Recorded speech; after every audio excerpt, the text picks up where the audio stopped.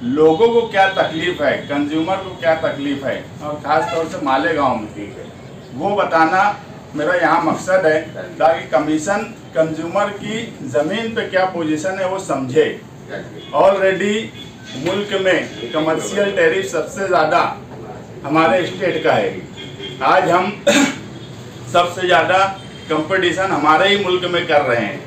ऐसे हालात में कंपनी ने जो प्रस्ताव रखा है, अगर उसमें और बढ़ोतरी कर दी जाए तो मुझे नहीं लगता कि हमारी छोटी जो स्मॉल इंडस्ट्री है वो इस कंपटीशन में टिक पाएंगी।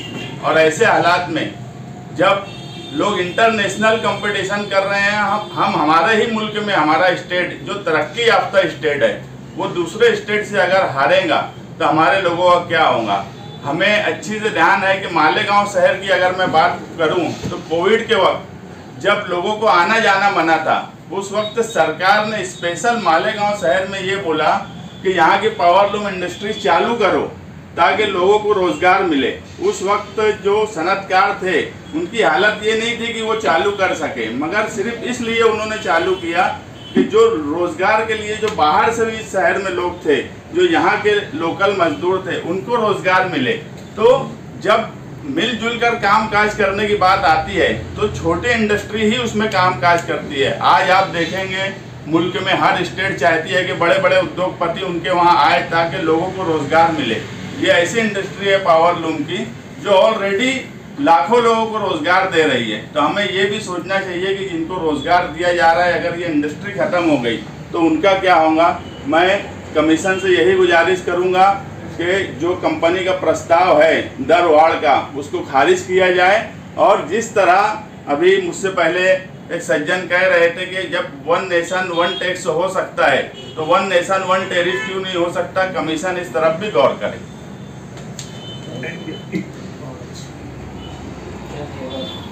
श्री हबीबुर रहमान, नहीं सर। श्री अताउर रहमान, नहीं सर। ये थे आज हमारी ऑनलाइन यहाँ पर मीटिंग हुई। हमने हमारी बात रखी है वहाँ पर कि भाई इस शहर में रोज़ खाना खाते हैं, रोज़ पानी पीते हैं, रोज़ कुआं खोदते हैं, पानी पीते हैं, ऐसा बोला गया है।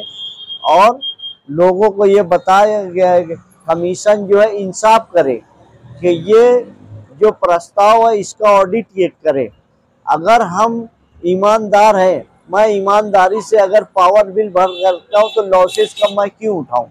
लॉस कहाँ गया ये उनको देखना चाहिए, जिसका लॉस गया उससे वसूली करना का चाहिए, ऐसा बोला गया। MERC में जो प्रस्ताव कंपनी ने दर वार्ड का रखी थी 37%, उस पर आज हेयरिंग थी 226 नंबर के पेटिशन पर।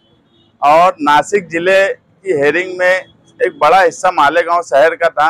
और आने वाले वक्त में जो दर वार्ड होने की बात बोली जा रही है, अगर वो हो गई तो सबसे ज़्यादा असर पावरलूम सनत पर पड़ेगा और एक आम आदमी पर भी पड़ेगा। मगर जो जितनी बिजली इस्तेमाल करता है उसको उतना ज़्यादा तकलीफ होने वाली है। आज हमारे शहर से हमारे यूसुफ इलियास साहब, एडवोकेट मोमिन मुजीब साहब, मसूद मौलाना कंपाउंड, इन लोग ये ऐसे बुनकर हैं जिन्हें टेक्निकल और ज़मीन पर क्या हालात हैं ये समझता है। MERC की हेयरिंग में इन्होंने अपनी बात रखी। मैं एक सियासी आदमी हूँ, मैं सियासी तौर पर अपनी बात रखा कि लोगों को, और ख़ास तौर से जो सनत है, हमारी इंडस्ट्री स्मॉल इंडस्ट्री है जो बड़ा रोज़गार मुहैया करती है, इसलिए कमीशन इस पर गौर करे कि लोगों का रोज़गार, अगर सनत ख़त्म होंगी, पावरलूम इंडस्ट्री ख़त्म होंगी तो सबसे बड़ा असर जो है वो लोगों के रोज़गार पर पड़ेगा। उस पर अपना ध्यान दें। बाकी जो टेक्निकल बातें थी वो हमारे सनतकार इन्होंने रखी और हेयरिंग में हिस्सा लिया। मैं तमाम ही लोगों का शुक्रिया अदा करता हूँ मालेगांव शहर से, जिन्होंने हेयरिंग में, उमैर सर थे जिन्होंने हेयरिंग में हिस्सा लिया। कहीं ना कहीं हम ये कोशिश कर रहे हैं वो कानूनी तौर पे हो या एहतजाज की शक्ल में हो कि आने वाले वक्त में बिजली के दाम नहीं बढ़ना चाहिए, क्योंकि ऑलरेडी ऐसा बोला जाता है कि हिंदुस्तान में सबसे ज़्यादा कमर्शियल टैरिफ मालेगांव शहर का है, तो महाराष्ट्र का है।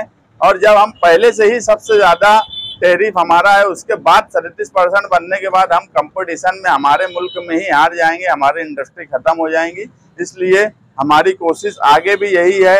हम यूसुफ इलियास साहब से यही गुजारिश करेंगे कि इस पर वो ध्यान दें और आने वाले वक्त में इसमें क्या करना चाहिए वो हमारी भी रहनुमाई करे और शहर की भी रहनुमाई करे।